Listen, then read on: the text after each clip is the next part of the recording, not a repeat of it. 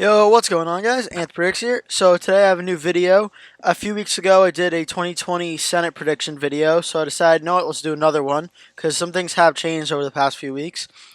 So let's get into it. It's going from west to east. Oregon's going to go in the safe Democrat column. Idaho and Wyoming are going in the safe Republican column. For now, I'm putting Montana in the safe Republican column. It depends if Steve Bullock changes his mind and does run for the seat. I think it'll become much closer. But for now, it's in the safe GOP column. South Dakota, Nebraska will go in the safe column. Kansas, even if Chris Kobach's the nominee in a nationalized environment, I think it will be safe. Oklahoma, I'd put in safe for now. Alaska, I'd put in the safe seat for the Republicans right now. New Mexico, I'd put safe in the Democratic sides. I know there's talk of Republicans making it close, but I doubt the Senate seat would be very close. Louisiana, with I believe it's Bill Cassidy, he'll win there. Tom Cotton in Arkansas, he'll win. I think Mississippi will be safe. I think South Carolina, Lindsey Graham will be safe. Tennessee will be safe. West Virginia will be safe. Mitch McConnell in Kentucky will come back to. Illinois, I think, will be a safe seat. And then I think Delaware and New Jersey will both be safe. Rhode Island will be safe. Massachusetts, interesting to see if it's going to be Ed Markey or Joe Kennedy III that wins the Democratic nomination. My money's on Joe Kennedy, and I'm from here. I'm from Massachusetts, so hopefully I win that.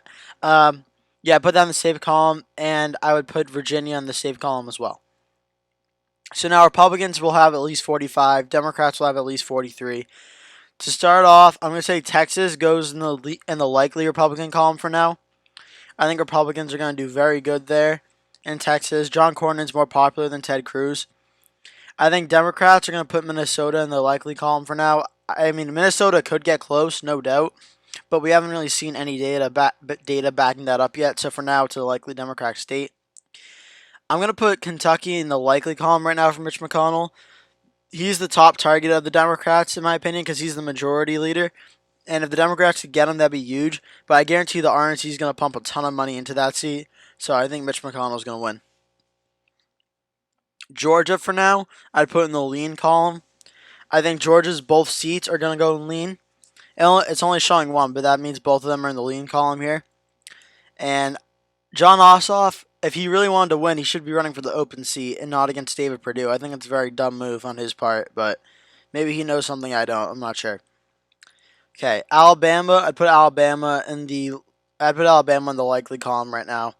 I don't really think it's gonna be Roy Moore. My bet is Tommy Tuberville, the former Auburn coach. If it's him versus Doug Jones, I don't really see it being close. If it is Roy Moore, this race is very, very close, very contested, and the Alabama State GOP really messed up. Okay, so now we're gonna go on to which state do I want to go to? Iowa for now. I know some people have been saying Iowa, Joni Ernst isn't that popular, and that she's not really in the best strength for an incumbent. I think that's total. I think that's false. I think it's gonna be in the lean column, but we'll be closer. I think Joni Ernst will win though. Trump's gonna win Iowa, in my opinion. Both of them have the data supporting it.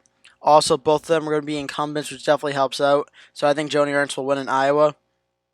The state of Colorado, I think Cory Gardner, in my opinion, is one of the best campaigners the GOP has. Not counting Trump, he may be the best campaigner the Republican Party has. Nevertheless, I'm still going to put Colorado in the lean Democrat column right now. John Hickenlooper, maybe running for the national environment and national presidency, might hurt him. But Cory Gardner, no doubt, starts as a massive underdog. If things start to trend his way, maybe this could change. But for now, I'd have to give it to John Hickenlooper. Okay, the state of Maine. I know Susan Collins, her popularity has dipped since the Kavanaugh hearings, no doubt. She still, in my opinion, is in a good spot for re-election. I think it's in the lean column right now. This will no doubt be her closest election to date. But the only few polls that have come out still shows her with a pretty big lead. So I think the number will get closer, but I think she will hold on there. New Hampshire, I'm going to put New Hampshire in the lean Democrat for now. I think there is potential that if Corey Lewandowski runs against Gene Shaheen, he'll have that same kind of tenacity and toughness that Trump has, which will make it very close in my opinion. I think if Trump wins New Hampshire, Corey Lewandowski will probably win New Hampshire as well. However, that being said, I feel like the only way Trump really wins New Hampshire this time around is if there's a heavy third-party vote presence, and we're not sure if we're going to see that yet. But if Trump wins New Hampshire, look for that seat to flip. If Biden or Warren or Bernie, the Democrat, wins New Hampshire, I expect Jeanne Shaheen to win as well.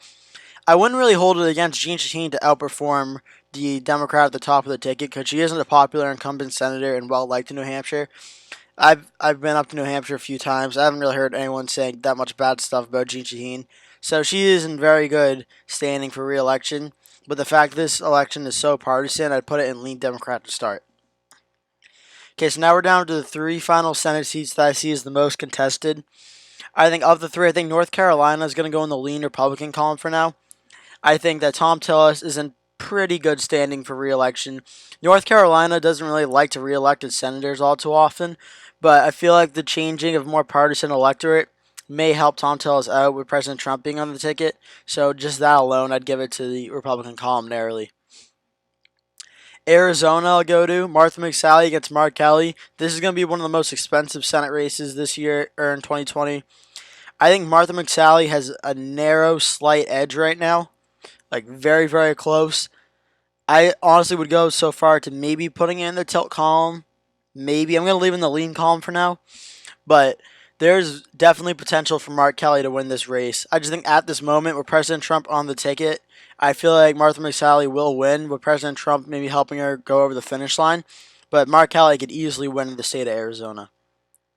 And now Michigan, Gary Peters, incumbent senator against John James, the Republican rising star.